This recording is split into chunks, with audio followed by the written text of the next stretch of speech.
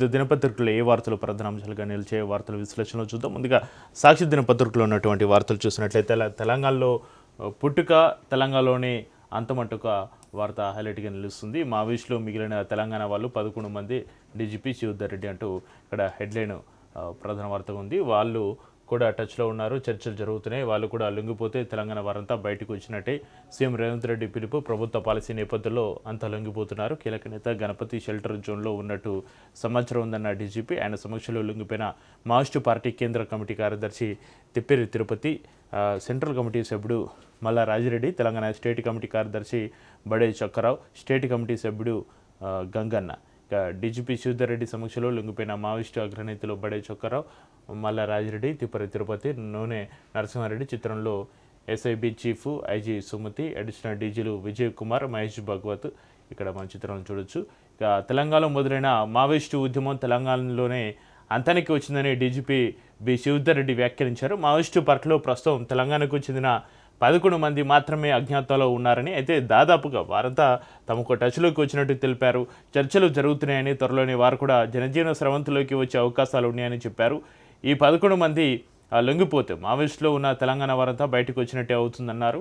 Maoist కేంద్ర committee కార్యదర్శి Tippiri Tirupati alias Devji alias కుమ్మదాదా, కేంద్ర కమిటీ సభ్యుడు మల్లా రాజిరెడ్డి అలియాసు సంగ్రామ్, తెలంగాణ రాష్ట్ర కార్యదర్శి బడే చక్రావ్ అలియాసు దామోదర్, తెలంగాణ రాష్ట్ర కమిటీ సభ్యుడు నూనె నరసింహారెడ్డి అలియాసు గంగన్లు సాయుధ పోరాటాన్ని వదిలి మంగళవారం డీజీపీ ఎదుట లొంగిపోవడం మనం నిన్న చూస్తాం. అయితే మావోయిస్టు అగ్రనేతలు ఒక్కొక్కరిగా పోలీసులు ఎదుట లొంగిపోతున్నారు. ఆ క్రమంలో వారు మాట్లాడుతూ, మా సిద్ధాంతాలను మేము వదిలిపెట్టడం లేదు, కాకపోతే రాజకీయబద్ధంగా ప్రజాస్వామ్యయుతంగా ప్రజల మధ్యలో ఉంటూ మేము ఉద్యమాలు చేస్తాం, ఏదైనా తప్పు జరిగినప్పుడు ప్రశ్నిస్తాం తప్ప ఇక చట్టానికి లోబడి మేము పనిచేస్తాం, అవసరమైతే రాజకీయాల్లో ఉంటూ ప్రజల తరపున మేము పోరాటాలు కొనసాగిస్తామంటూ వారు చెప్పడం జరిగింది. అయితే మొత్తానికి తెలంగాణలో పుట్టిన మావోయిస్టులు మళ్ళీ తెలంగాణలోనే మళ్ళీ ఈ మావోయిస్టు పార్టీ అంతం అవడం, ఒక్కొక్కరిగా లొంగిపోవడం ఇక్కడ మనం గమనించవచ్చు. దానికి సంబంధించి ఇక్కడ పోలీసు ఉన్నతాధికారులు కూడా ఈ ప్రస్తావన తీసుకురావడం జరిగింది. ఇక రేవంత్ మళ్ళీ జైలుకు వెళ్ళక తప్పదు, కేసీఆర్ మళ్ళీ సీఎం అవుతారు, అప్పుడు రేవంత్ను వదిలిపెట్టాం. బీఆర్ఎస్ వర్కింగ్ ప్రెసిడెంట్ కేటీఆర్ స్పష్టీకరణ. మాజీ ఎమ్మెల్యే బాల్క సుమన్తోటి ఆదిలాబాద్ జిల్లా జైల్లో ములాఖాత్ అయిన కేటీఆర్. మరి రేవంత్ మళ్ళీ జైలుకు వెళ్ళక తప్పదు అంటూ ఇక్కడ హెడ్లైన్ ప్రధాన వార్త చూడొచ్చు కేటీఆర్ వ్యాఖ్యలకు సంబంధించి. ఇక దేవద్ల ఎన్నాలిలా 25 ఏళ్ళు గడిచినా ఇంకా పూర్తి కాని ఎత్తిపోతల పథకం. భూసేకరణ సమస్య, నిధుల కొరతతోటి నిలిచిన చివరి 9% పనులు.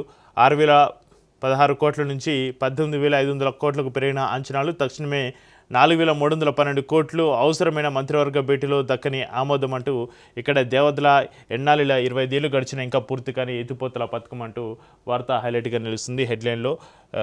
జె చొక్కరావు, దేవద్ల ఎత్తిపోతల పథకం JCRDLIS నిధుల గండం నుంచి బయటపడలేదు. 2001లో శంకుస్థాపన జరిగి 2004 నుంచి పనుల వేగం పెరిగినా కూడా 25 ఏళ్ళు గడిచినా ఇంకా పూర్తి కావలేదు. ఇరిగేషన్ అధికారులు చెబుతున్న ప్రకారం ఇప్పటివరకు సుమారు 14,188 కోట్లు ఖర్చు చేయగా 90% మేర పనులు పూర్తయ్యాయి. సుమారు 3,000 ఎకరాల భూసేకరణ పూర్తి కాగా 4 ఏళ్లుగా అంచనాలు పెరిగిపోతున్నాయి.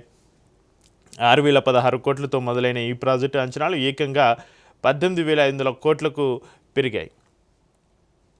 ఇక ఉద్యోగులు, పెన్షనర్ల చిరకాల కోరిక నెరవేర్చారు. మంగళవారం ముఖ్యమంత్రి రేవంత్ రెడ్డిని కలిసి కృతజ్ఞతలు తెలుపుతున్న ఉద్యోగ సంఘాల నేతలు ఏలూరి శ్రీనివాసరావు, మారం జగదీశ్వర్ తదితరులు. సీఎం రేవంత్ రెడ్డికి ఉద్యోగ పెన్షన్ సంఘాల నేతల కృతజ్ఞతలు అంటూ ప్రధాన వార్తగా నిలుస్తుంది మెయిన్ పేపర్లో. ఇక కాలు చేతులు కట్టేసి కట్టెలో పొయ్యిలో పడేసి నిత్యం ఏడుస్తున్నాడనే కారణంతో 2 నెలల శిశువును హతమార్చిన కన్న తల్లి. చిన్నారి అరవకుండా నోట్లో వస్త్రాలు కుక్కిన వేయడం. హైదరాబాద్ శివార్లో ఈ దారుణ ఘటన చోటు చేసుకుంది. ఇక్కడ చూడొచ్చు నిందితురాలు మమత.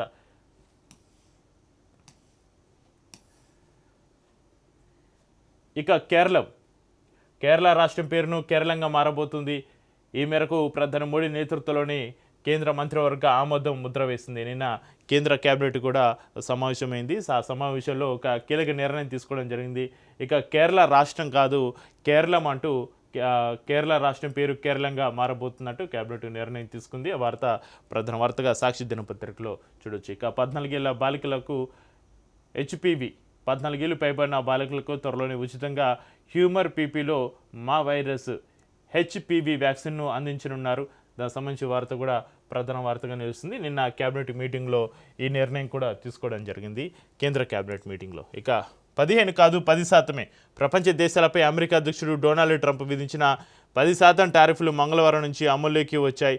15 కాదు 10% టారిఫ్లు పెంచుతాయంటూ మళ్ళీ నిన్న మంగళవారం నుంచి అమల్లోకి వస్తాయంటూ డొనాల్డ్ ట్రంప్ చెప్పడం జరిగింది. దానికి సంబంధించిన వార్త కూడా హెడ్లైన్లో నిలుస్తుంది. ఇక గాలి నుంచి నీరు, స్వచ్ఛమైన నీటిని నేరుగా గాలి నుంచి సులువుగా తయారు చేసే టెక్నాలజీని నోబెల్ గ్రహీత ప్రొఫెసర్ ఓమర్ యాగి అభివృద్ధి చేశారు. దానికి సంబంధించిన వార్త కూడా ప్రధాన వార్తగా నిలుస్తుంది. ఇక రేవంత్ సర్కార్కు గ్యారంటీ లేదు, కాంగ్రెస్ నేతలు అవినీతి ప్రభుత్వాన్ని కూల్చోబోతున్నారు. కొత్తగా ఎన్నికైన కార్పొరేటర్లు కౌన్సిలర్ల పరిచయ కార్యక్రమంలో కేంద్ర మంత్రి బండి సంజయ్ వ్యాఖ్యలు చేయడం జరిగింది. అయితే రేవంత్ సర్కార్కు గ్యారంటీ లేదు అంటూ బండి సంజయ్ కొన్ని తీవ్రమైన వ్యాఖ్యలు చేయడం జరిగింది. నిన్న కొత్తగా ఎన్నికైన కార్పొరేటర్ కౌన్సిలర్ల పరిచయ కార్యక్రమంలో కేంద్ర మంత్రి బండి సంజయ్ పాల్గొని మాట్లాడడం జరిగింది. దానికి సంబంధించి వార్త కూడా ప్రధాన వార్తగా మనం చూడొచ్చు. ఇక మన రెడ్ బుక్కే సార్ బీహార్లో రంగు మారిపోయింది, బీహార్లో రెడ్ బుక్ రివర్స్ అంటూ వార్త ప్రధాన వార్తగా ఇక్కడ సాక్షి దినపత్రికలో ఒకటి కార్టూన్ రూపంలో ఒక వార్త మనం చూడొచ్చు. ఇక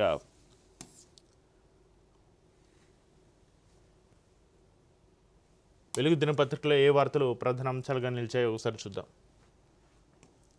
మార్కెట్లకు ఆంథ్రోపిక్ షాక్, భారీగా నష్టపోయిన ఐటీ స్టాక్స్, 6.5 లక్షల కోట్ల ఇన్వెస్టర్ల సంపద ఆవిరి. ఏఐటెక్ కంపెనీని ఆంథ్రోపిక్ తెచ్చిన ఒక కొత్త టూల్ మన స్టాక్ మార్కెట్ను కుదిపేసింది. ఇండియా ఐటీ కంపెనీల షేర్లు కుప్పకూలాయి. గత 2 రోజులుగా కొనసాగిన లాభాలకు బ్రేక్ వేస్తూ సెన్సెక్స్ 1068, నిఫ్టీ 288 పాయింట్స్ నష్టపోయాయి. దీంతో ఇన్వెస్టర్ల సంపద దాదాపు 6.5 లక్షల కోట్లు ఆవిరైంది. ఐటీ ఇండెక్స్ అధికంగా 4.8% పడిపోయింది. రియాలిటీ, టెలికమ్యూనికేషన్స్ రంగాలు తీవ్రంగా నష్టపోయాయి. ఐటీలో ఒత్తిడి వల్ల రియల్ ఎస్టేట్ డిమాండ్ తగ్గుతుందనే అంచనాలతోటి ఆ సెక్టార్ షేర్లు కూడా భారీగా పడ్డాయి. ఇక Anthropic Claude code security tools వేల లైన్ల కోడ్ను నిమిషాల్లో స్కాన్ చేసి బగ్స్ను గుర్తించాయి. దీనివల్ల ఐటీ నిపుణుల అవసరం తగ్గి కంపెనీల సర్వీసు అవసరం లేకుండా పోయే ప్రమాదం ఉంది అంటూ మార్కెట్లకు ఆంథ్రోపిక్ షాక్, భారీగా నష్టపోయిన ఐటీ స్టాక్స్ అంటూ వార్త స్టాక్ మార్కెట్కి సంబంధించి ప్రధాన వార్తగా మనం చూడొచ్చు. ఇక నేను ఎంతకాలం ఉంటానో తెలియదు, నన్ను చంపేందుకు చాలామంది గన్స్ పట్టుకుని తిరుగుతున్నారు అంటూ ట్రంప్ వ్యాఖ్యానిస్తున్నారు. ప్రభావవంతమైన నాయకులపైనే దుండగులు దాడికి ప్రయత్నిస్తారు, తాను కూడా అలాంటి అధ్యక్షుడిని కాబట్టి దాడులు జరుగుతున్నాయని వెల్లడి అంటూ ట్రంప్కు సంబంధించిన వార్త ప్రధాన వార్తగా నిలుస్తుంది. నేను ఎప్పుడు చనిపోతానో తెలియదు, నన్ను చంపడానికి చాలామంది వెయిట్ చేస్తున్నారు, ప్రతిభావంతులైన అధ్యక్షులకు ఇలాంటి థ్రెట్ తప్పదు అంటూ ట్రంప్ చెప్పడం జరుగుతుంది.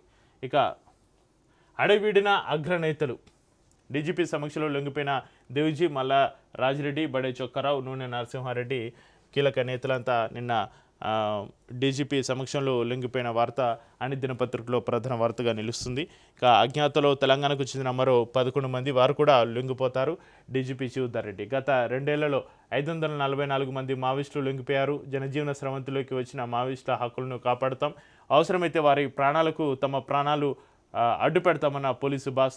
మావోయిజానికి అంతం లేదు, దేవ్జీ, మల్లా రాజిరెడ్డి. ప్రజల కోసం చట్టబద్ధ పోరు కొనసాగిస్తామని వెల్లడి. సమాజ స్థాపన ధ్యేయంగా దశాబ్దాల క్రితం అడవి బాట పట్టి మావోయిస్టుల ఉద్యమాన్ని ముందుండి నడిపిన అన్నలు ఎటకెలకు అడవిని వీడారు. ఆపరేషన్ కగార్ పేరుతో కేంద్ర ప్రభుత్వ తీవ్ర నిర్బంధానికి తోడు రాష్ట్ర పోలీసుల వ్యూహాత్మకంగా వివరించడంతో కేంద్ర కేబినెట్ కార్యదర్శి తిప్పిరి తిరుపతి అలియాస్ దేవ్జీ సహా 4 అగ్రనేతలు మంగళవారం డీజీపీ శివధర్ రెడ్డి సమక్షంలో లొంగిపోవడం జరిగింది. సరెండర్ అయిన వారిలో కేంద్ర కమిటీ సభ్యుడు మల్లా రాజిరెడ్డి అలియాస్ సంగ్రామ్, మావోయిస్టు తెలంగాణ రాష్ట్ర కార్యదర్శి బడి చక్రరావు అలియాస్ దామోదర్, తెలంగాణ రాష్ట్ర కమిటీ సభ్యుడు నూనె నరసింహారెడ్డి అలియాస్ గంగన్న ఉన్నారు. ఈ సందర్భంగా బంజారాహిల్స్లోని కమాండ్ కంట్రోల్ సెంటర్లో నిర్వహించిన మీడియా సమావేశంలో అడిషనల్ డీజీలు Mahesh Babu, Anil Kumar, Vijay Kumar, SIB chief IG సుమతితోటి కలిసి శివధర్ రెడ్డి మాట్లాడారు. మావోయిస్టు పార్టీ మాజీ దళపతి ముప్పాల లక్ష్మణరావు అలియాస్ గణపతి మినహా తెలంగాణకు చెందిన అగ్రనేతలంతా జనజీవన స్రవంతిలో కలిసిపోయారని, ప్రస్తుతం రాష్ట్రానికి చెందిన 11 మంది మాత్రమే అజ్ఞాతంలో ఉన్నారని, వారు కూడా త్వరలోనే లొంగిపోతారని డీజీపీ ప్రకటించడం జరిగింది. మార్చి 31 డెడ్లైన్ అంటూ ఏదీ లేదని, నిరంతరం ప్రక్రియగా మావోయిస్టుల ఏరివేత కొనసాగుతుందని పేర్కొనడం జరిగింది. చూడొచ్చు, దేవిజీ, మల్లా రాజరెడ్డి, బడే చొక్కారావు, నూనె నరసింహారెడ్డి ఈ నలుగురు నిన్న లొంగిపోవడం జరిగింది. అధికారికంగా పోలీసులు కూడా అధికారికంగా ప్రకటించారు. ఇక రేవంత్ సర్కార్ను సొంత పార్టీ నేతలే కూల్చుతారు, ఇక్కడ కూడా కర్ణాటక తరహాలోని అసమ్మతి అంటూ బండి సంజయ్. హిందువులపై దాడులు జరుగుతున్న సోయిల్ లేదా బాన్స్వాడలో అక్రమ అరెస్టులు ఆపకపోతే నేనే వస్తా, అంతు చూస్తా, కరీంనగర్ స్ఫూర్తితో జేహెచ్ఎంసీ పీఠం దక్కించుకుంటాం, బీఆర్ఎస్ మునిగిపోయే నావా, ఆ పార్టీకి మనుషులు దొరకట్లేదని ఎద్దేవా బండి సంజయ్. ఇంకా కాంగ్రెస్కు మితితో సహా చెల్లిస్తాం, రేవంత్కు మళ్ళీ చెప్పకూడదు తినిపిస్తాం కేటీఆర్. మున్సిపల్ ఎన్నికలు అరాజకాలు చేసిన కాంగ్రెస్కు బీజేపీకి జనం బుద్ధి చెప్పిండ్రు, కాకి బుక్ ఏమైందో డీజీపీ చెప్పలే, వచ్చే 2 ఏళ్లలో కేసీఆర్ సీఎం అవుతారు, మీరు తగిన శిక్ష అనుభవిస్తారని పోలీసులకు వార్నింగ్. కాంగ్రెస్కు మళ్ళీ మిత్తితో సహా చెల్లిస్తామంటూ కేటీఆర్ చెప్పడం జరిగింది. మళ్ళీ మేము అధికారంలోకి రావడం పక్కా, మేము అధికారంలోకి వచ్చినామంటే మళ్ళీ రేవంత్ రెడ్డిని జైలుకు పంపించడం పక్కా, ఇది జరిగి తీరుతుందంటూ నిన్న ధీమా వ్యక్తం చేశారు కేటీఆర్. దానికి సంబంధించి నిన్న కేటీఆర్ పర్యటనకు సంబంధించి, వారి వ్యాఖ్యలకు సంబంధించి అన్ని దినపత్రికలో ప్రధాన వార్తగా నిలుస్తుంది వార్త. ఇక కొత్త కోర్సులకు ఏఐ ట్యూటర్లు, రాష్ట్రంలోని కాలేజీలో ఆర్టిఫిషియల్ ఇంటెలిజెన్స్ ఏఐతో పాఠాలు చెప్పించేందుకు Telangana higher education council ready అవుతున్నది. దీనికోసం ప్రత్యేకంగా యాప్ను అందుబాటులోకి తేవాలని నిర్ణయించింది. దీన్ని వచ్చే అకాడమిక్ ఇయర్ నుంచి అమల్లోకి తేనున్నారు. ఇక అవుట్సోర్సింగ్కు చెల్లు, రాష్ట్రంలోని వివిధ ప్రాంత ప్రభుత్వ శాఖల్లో పొరుగు సేవల అవుట్సోర్సింగ్కు ముగింపు పలికే దిశగా ఆర్థిక శాఖ ఫైళ్లను కదుపుతున్నది. Panchayati Raj, revenue, municipal, marketing, health తదితర విభాగాల్లో పనిచేస్తున్న సుమారు 30,000 మంది ఉద్యోగులపైన ఈ ప్రభావం పడుతుందంటూ ఇక అవుట్సోర్సింగ్కు చెల్లు అంటూ ప్రధాన వార్త నిలుస్తుంది. ఇక డ్యూటీకి రాని 94 మంది డాక్టర్లపైన వేటు, ఏళ్ల తరబడి హాస్పిటల్స్ ముఖం చూడని 88 మంది అసిస్టెంట్, 6 అసోసియేట్ ప్రొఫెసర్లు కలిపి మొత్తం 94 మంది పైన వైద్యారోగ్య శాఖ కొరడా జులిపించింది. అన్ఆథరైజ్డ్ ఆబ్సెంట్ కింద విధులకు రాని వారిని డిస్మిస్ చేస్తూ ఉత్తర్వులు జారీ చేసింది. డ్యూటీకి రాని మొత్తం 94 మంది డాక్టర్లపైన వేటు పడడం జరిగింది. వీరు ప్రభుత్వం నుంచి శాలరీ తీసుకుంటూ సొంతంగా ప్రైవేటు క్లినిక్లు పెట్టుకొని అక్కడ వారు సొంతంగా ప్రజలకి వైద్యం చేస్తూ అక్కడ వారి దగ్గర నుంచి భారీ మొత్తంలో డబ్బులు వసూలు చేస్తూ ఇక్కడ డ్యూటీకి రాకుండా 94 మంది డాక్టర్లు ఉండడం గమనించిన గవర్నమెంట్ వారిని 94 మందిని డ్యూటీ నుంచి తీసేయడం జరిగింది. అన్ఆథరైజ్డ్ ఆబ్సెంట్ కింద విధులకు రాని వారిని డిస్మిస్ చేస్తూ ఉత్తర్వులు జారీ చేసింది ప్రభుత్వం. ఇదొక మంచి పరిణామం అని చెప్పాలి. ఇక అమెరికాలో మంచు తుఫాను బీభత్సం, 11,000 విమాన సర్వీసులు రద్దు, కరెంటు లేక చీకట్లో 5.2 లక్షల మంది కరెంటు లేక చీకట్లో 5,20,000 ఇండ్లు మరో 2 రోజుల పాటు ఎఫెక్ట్ ఉంటుంది. అమెరికాలో మంచు తుఫాను బీభత్సంగా అక్కడ ఉందంటూ ప్రధాన వార్త నిలుస్తుంది. ఇక అప్పులు, ఆర్థిక ఇబ్బందులతోటి ఒకే ఫ్యామిలీలో 3 సూసైడ్, చనిపోయి మంచంపై పడి ఉన్న భార్య, ఉరేసుకున్న భర్త, చేయి కోసుకున్న కొడుకు, అయినా చనిపోవడంతో ఊరి సూసైడ్ నోటు లభ్యం. హైదరాబాద్ అంబర్పేటలో దారుణం, బిర్యానీ రెస్టారెంట్లో వచ్చిన నష్టాలే కారణం అంటూ వార్త. ఒక ఫ్యామిలీలో చూడొచ్చు 3 ఒకేసారి సూసైడ్ చేసుకున్నారు, ఆర్థిక ఇబ్బందులే కారణం అంటూ ఒక వార్త. ఈ వార్త చాలా విషాదకరమైన వార్త, ప్రధాన వార్తగా నిలుస్తుంది. అప్పులు, ఆర్థిక ఇబ్బందులతోటి ఒకే ఫ్యామిలీలో 3 చనిపోవడం చాలా విచారకరం. అయితే అప్పుల భారం, ఆర్థిక ఇబ్బందులు తట్టుకోలేక ఒకే కుటుంబానికి చెందిన 3 ఆత్మహత్య చేసుకున్నారు. ఒక రూమ్లో భార్య మంచంపై చనిపోయి ఉండగా మరో రూమ్లో భర్త ఉరివేసుకుని కనిపించాడు. కొడుకు చేతికి మణికట్టును కత్తితో కోసుకుని చనిపోవాలనుకున్నాడు, కానీ రక్తం మెల్లిగా పోవడం, ఎంతకీ ప్రాణం పోగపడంతో చివరికి అతడు కూడా ఉరివేసుకుని తను చాలించాడు. ఈ విషాదకర ఘటన హైదరాబాద్ అంబర్పేటలోని బాపునగర్ కాకతీయ బజార్లో మంగళవారం జరిగింది. ఇటీవల కాలంలో మనం చూస్తున్నాం ఈ ఆత్మహత్యలు ఎక్కువైపోయినాయి.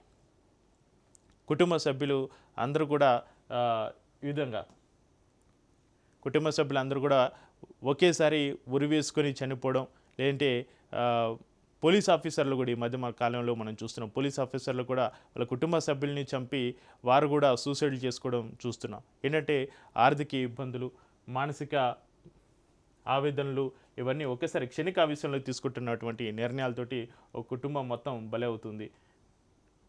కొడుకు ఏడుస్తున్నాడని పొయ్యిలో పారేసింది. అరవకుండా నోట్లో బట్టలు కుక్కి కదలకుండా చేతులకు కట్లు 2 నెలల కొడుకుపై తల్లి కర్కశం అంటూ ఇంతకుముందు వెలుగు దినపత్రికలో కూడా ప్రధాన వార్తగా నిలిచింది. ఇక సాక్షి దినపత్రికలో కూడా ఇక భర్త వచ్చేసరికి కాలిపోతున్న కొడుకు బయటకు తీసిన దక్కని ప్రాణం, కాలిన గాయాలతోటి మృతి. కుత్బులాపూర్లోని బౌరంపేటలో అమానవీయ ఘటన, షాకు గురైన ఇరుగు పొరుగు వారు కేసు నమోదు చేసిన పోలీసులు. ఇక 2న వికారాబాద్కు రాహుల్ గాంధీ డీసీసీ అధ్యక్షుల శిక్షణ ముగింపు కార్యక్రమంలో పాల్గొనున్న కాంగ్రెస్ అగ్రనేత. ఉపాధి హామీ ప్రోగ్రాంలో పాల్గొన్న కూలీలతోటి ముచ్చటించనున్న రాహుల్ అంటూ 2న వికారాబాద్కు రాహుల్ గాంధీ రానున్నారు. ఇక డీసీసీ అధ్యక్షుల శిక్షణ ముగింపు కార్యక్రమంలో కాంగ్రెస్ అగ్రనేత పాల్గొంటారు. ఆ వార్త ప్రధాన వార్తగా నిలుస్తుంది. ఇక ఎగ్జామ్ స్టార్ట్ అయిన 5 నిమిషాల వరకు ఎంట్రీ, నిమిషం నిబంధనతోటి స్టూడెంట్స్కు ఇబ్బంది పెట్టొద్దు. ఇంటర్ 10th పరీక్షలపైన సిఎస్ రామకృష్ణారావు ఆదేశాలు. పరీక్షల నిర్వహణకు పకడ్బందీ చర్యలు చేపట్టాలి. ప్రతి సెంటర్ వద్ద పటిష్టమైన పోలీసు బందోబస్తు ఏర్పాటు చేయాలని సూచన. కలెక్టర్లు, ఎస్పీలతోటి సిఎస్సి వీడియో కాన్ఫరెన్స్. నేటి నుంచి ప్రారంభం కానున్న ఇంటర్ పరీక్షలు. అయితే ఈరోజు నుంచి ఇంటర్ పరీక్షలు ప్రారంభం కానున్నాయి. అయితే ఈరోజు మొదటి సంవత్సరం పరీక్షలు ప్రారంభమైతే రేపటి నుంచి 2వ సంవత్సరం పరీక్షలు ప్రారంభమవుతాయి. అయితే 1 నిమిషం నిబంధన ఉండేది. ఆ 1 నిమిషం నిబంధనకి స్టూడెంట్స్ తీవ్ర ఇబ్బందులు పడుతున్నారు కాబట్టి దాన్ని 5 నిమిషాల వరకు పొడిగించడం జరిగింది. కల్తీ నెయ్యితోటి 20 కోట్ల లడ్డూలు తిరుమలలో ఘోర అపచారం చేశారు అంటూ చంద్రబాబు వ్యాఖ్యలు. ల్యాబ్ నివేదికలను ఫోర్జరీ చేసి టెండర్లు దక్కించుకున్నారు. కల్తీకి ఆస్కారం లేకుండా మేము కఠిన నిబంధనలు తెచ్చాం. కల్తీ నెయ్యి వ్యవహారంపైన ఏపీ అసెంబ్లీలో జరిగిన చర్చలో సీఎం. శ్రీవారి లడ్డులో కల్తీ నెయ్యి తీవ్ర నేరం అంటూ పవన్ కళ్యాణ్. కల్తీ నెయ్యితోటి 20 కోట్ల లడ్డూలు తిరుమలలో ఘోర అపచారం అంటూ ఒక హెడ్లైన్ ప్రధాన వార్తగా నిలుస్తుంది. నిన్న ఈ లడ్డు కల్తీ పైన అసెంబ్లీలో చర్చ చేయడం జరిగింది. తిరుమలలో గత వైసీపీ ప్రభుత్వ హయాంలో 20 కోట్ల లడ్డూలను కల్తీ నెయ్యితోటి తయారు చేసి ఘోర అపచారం చేశారని ఏపీ ముఖ్యమంత్రి చంద్రబాబు నాయుడు అన్నారు. ఈ వ్యవహారంలో రాజకీయ వివాదం ఉండకూడదని సుప్రీంకోర్టు ఆదేశాల మేరకు సిబిఐ ఆధ్వర్యంలో సిట్ ఏర్పాటు చేసి విచారణకు ఆదేశించినట్టు తెలిపారు. తప్పు చేసిన పలువురు నిందితులు, అధికారులపైన చర్యలు తీసుకోవాలని సిబిఐ రిపోర్ట్ ఇచ్చిందన్నారు. అందుకే ఈ వ్యవహారంపైన ఏకసభ్య కమిటీ వేయాలని నిర్ణయించినట్టుగా చంద్రబాబు వెల్లడించారు. ఎగ్జామ్ స్టార్ట్ అయిన 5 నిమిషాల వరకు ఎంట్రీ అంటూ వార్త మనం ఆల్రెడీ చూడడం జరిగింది. ఇక శంషాబాద్లో ఈఎస్ఐ హాస్పిటల్ త్వరలోనే బుకే టైంపునకు సీఎం గ్రీన్ సిగ్నల్. మంత్రి వివేక్. 18 ఈఎస్ఐసి డిస్పెనరీల నిర్మాణానికి కేబినెట్ ఓకే. శాంతినగర్ ఏఎస్ఐలో కార్పొరేట్కు ధీటుగా అవయవ మార్పిడి. అంబేద్కర్ దురదృష్టి వల్లే కార్మికులకు నేడు ఆరోగ్య భద్రత. ఏఎస్ఐ వ్యవస్థాపక దినోత్సవంలో కార్మిక శాఖ మంత్రి స్పీచ్. శంషాబాద్లో ఏఎస్ఐ హాస్పిటల్ త్వరలోనే బుక్ అటెంప్ట్నకు సీఎం గ్రీన్ సిగ్నల్ ఇచ్చారంటూ మంత్రి వివేక్ చెప్పడం జరిగింది. దానికి సంబంధించి వార్త ప్రధాన వార్తకు వెలుగు దినపత్రికలో మనం చూడొచ్చు. ఇక కేరళ ఇకపై కేరళం రాష్ట్ర ప్రభుత్వ ప్రతిపాదనకు కేంద్రం ఆమోద ముద్ర వేసింది. ప్రధాని కొత్త ఆఫీసులో కేబినెట్ తొలి సమావేశం. జూటు మద్దతు ధర క్వింటాకు 5,925కు పెంపు. ఇక అహ్మదాబాద్ మెట్రో ఫేజ్ 2 విస్తరణకు గ్రీన్ సిగ్నల్.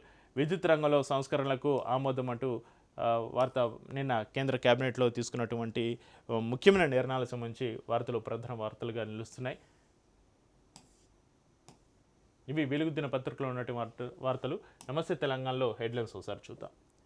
ఇక టీ హబ్ పైన ఆస్ట్రేలియా మంత్రి ప్రశంసలు. ప్రపంచంలోనే అతిపెద్ద టెక్ ఇంక్యుబేటర్ అన్న జూలియన్ హిల్ మరిన్ని ఆవిష్కరణలు రావాలని ఆకాంక్ష. కేటీఆర్ కృషికి నెట్టింట ప్రశంసలు అంటూ టీ హబ్ పైన ఆస్ట్రేలియా మంత్రి ప్రశంసలు కురిపించారంట. వార్త ప్రధాన వార్త నిలుస్తుంది. ఇక కేరళ ఇకపై కేరళం రాష్ట్రం పేరు మార్పునకు కేంద్ర కేబినెట్ ఆమోదం. త్వరలో శాసనసభ ఎన్నికల నేపథ్యంలో కీలక నిర్ణయం అంటూ వార్త కూడా ప్రధాన వార్తగా అన్ని దినపత్రికల్లో నిలుస్తుంది.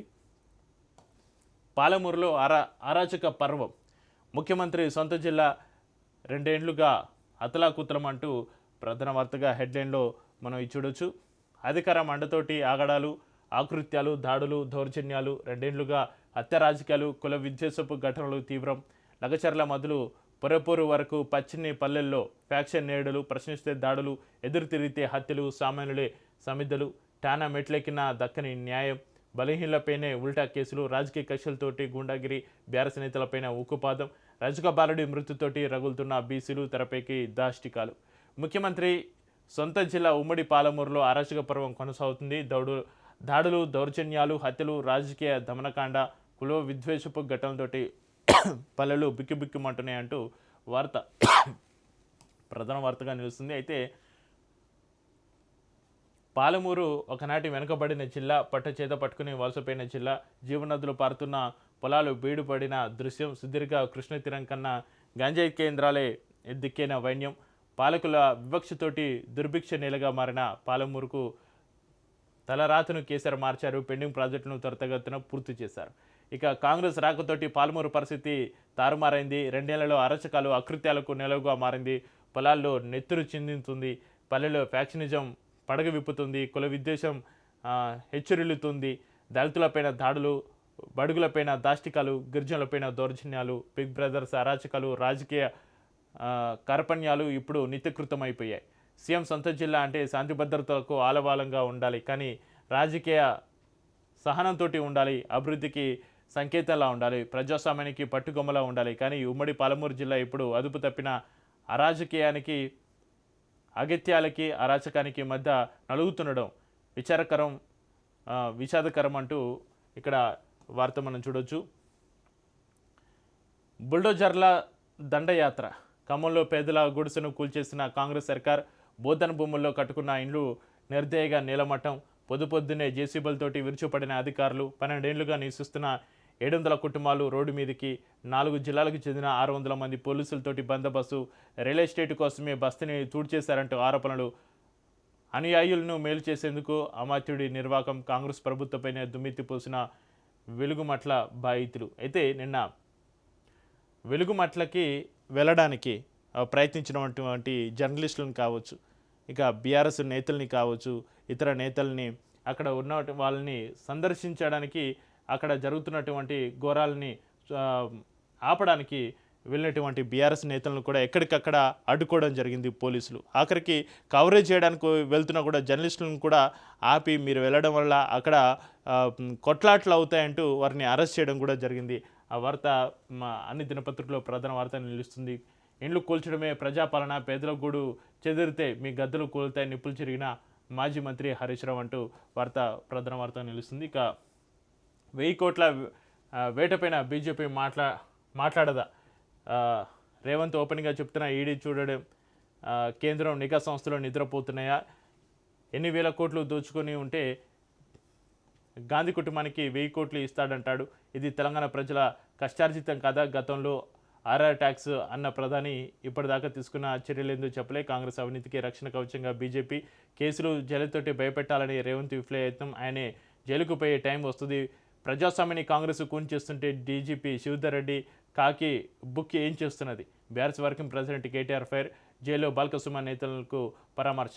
అయితే నిన్న బాల్క సుమన్ జైల్లో ఉన్నటువంటి వారిని పరామర్శించడం జరిగింది కేటీఆర్. ఆదిలాబాద్ జైల్లో ఉన్న మాజీ ఎంపీ బాల్క సుమన్ నాయకులను పరామర్శించిన అనంతరం వారు మీడియాతోటి మాట్లాడడం జరిగింది. ఇంకా సర్కార్ దిగి రాకపోతే సమ్మెకు రేవంత్ ప్రభుత్వానికి ఆర్టీసీ జేఏసీ అల్టిమేటం.